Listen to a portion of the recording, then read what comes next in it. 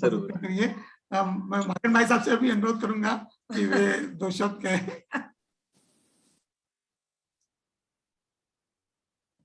जी नमस्कार, एकल प्रणाम। एक तो मेरी इच्छा थी कि आगे आने वाले शुक्रवार को या 26 जनवरी के पास में आएगा, तो अगला कार्यक्रम देशभक्ति के गीतों का रखना चाहिए। जय हो जी।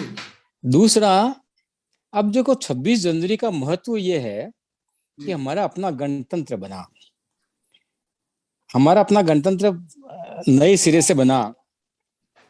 कुछ समय हमारे देश के अंदर हमारा दुर्भाग्य रहा कि हम गुलाम रहे और आतताइयों ने, विदेशियों ने हमारे पर आक्रमण किया। लेकिन उससे पहले हम बड़े गर्व से कहते हैं कि हमारा देश जगत गुरु था, हम सोने की चिड़िया थी, विश्व के अंदर हमने ज्ञान फैलाया, गर्व से को हम हिंदू हैं।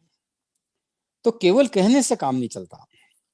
मेरा सबसे निवेदन ये है कि आप सभी इस बात को समझें, जानें कि वो ऐसे कौन से गौरव थे, ऐसे कौन से मान बिंदु थे, ऐसी कौन सी बातें थी जिसने हमको विश्व गुरु बनाया।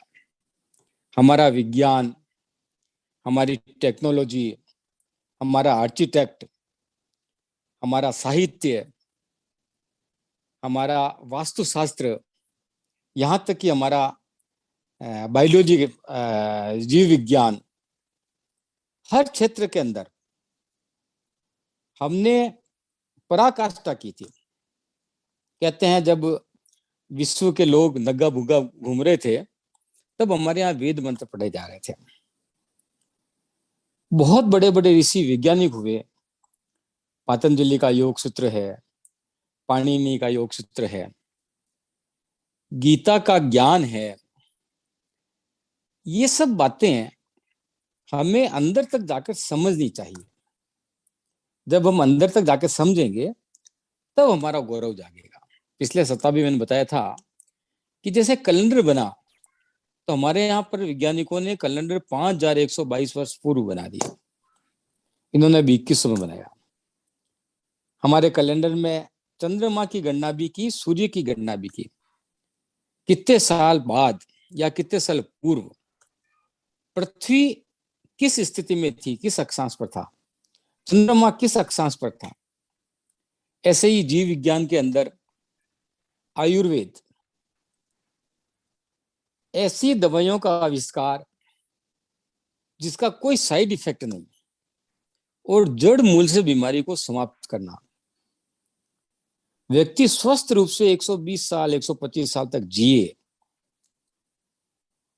अच्छे संस्कार, बहुत सा ज्ञान। राम सेतु बना, आज तक उसके बराबर पुल बनाने का विज्ञान पैदा नहीं हुआ। अभी टेस्ट ट्यूब बेबी का आपने नाम सुना होगा, नई नई खोज हुई है। हमारे यहाँ तो भगवान कृष्ण के पूर्व जो 7वां पुत्र था बलराम, उसका गर्भ ट्रांसफर रोहिणी के गर्भ में कर दिया था। तो विज्ञान के क्षेत्र में, ज्ञान के क्षेत्र में, टेक्नोलॉजी के क्षेत्र में, आर्किटेक्ट के क्षेत्र में इतने भव्य मंदिर, तो इन सब का अध्ययन करना और अपने परिवारजनों को, अपने बच्चों को बताना।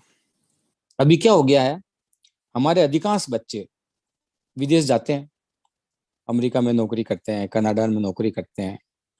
स्वाभाविक रूप से वहां पर दूसरे लोगों से मिलना होता है। कई तरह के एकेडमिक कॉन्फ्रेंसेज होती है, डिस्कशंस होते हैं। वहां एक छवि उन्होंने बना रखी कि भारत तो भिखारियों का देश है, सपेरों का देश है। इसको तो संस्कार अंग्रेजों ने दिए हैं। तू हमारा बालक, हमारा भारतीय, वहां स्वाभिमान के साथ, तथ्य के साथ ये बात प्रमाणित कर सके कि भारत के ज्ञान के, आज नासा क्या है, नासा ने जितना भी आविष्कार किया है, जितने भी चीजें बनाई है, वो यहां से ले गया, उसकी नकल की।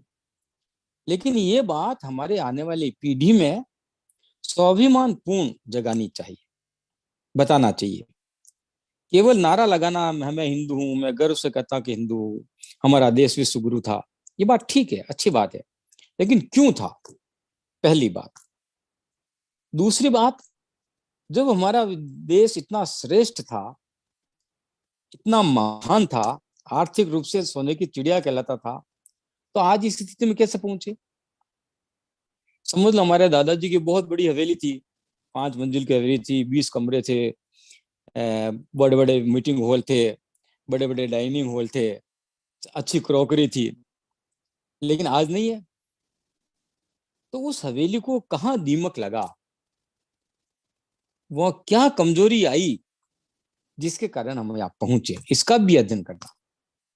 और आने वाले जो नवी युवक हैं, हमारी पीढ़ी है, जागृति हम लाए और रिपेयर वो करेंगे, और पुनः वो हवेली वैसे तैयार हो, हम विश्व गुरु पर पहुंचे 26 जनवरी की पूर्व संध्या पर इसी संदेश के साथ। भारत माता की जय। बहुत बहुत धन्यवाद हमारे राष्ट्रीय उपाध्यक्ष श्री माखन किशोर जी गोयल का।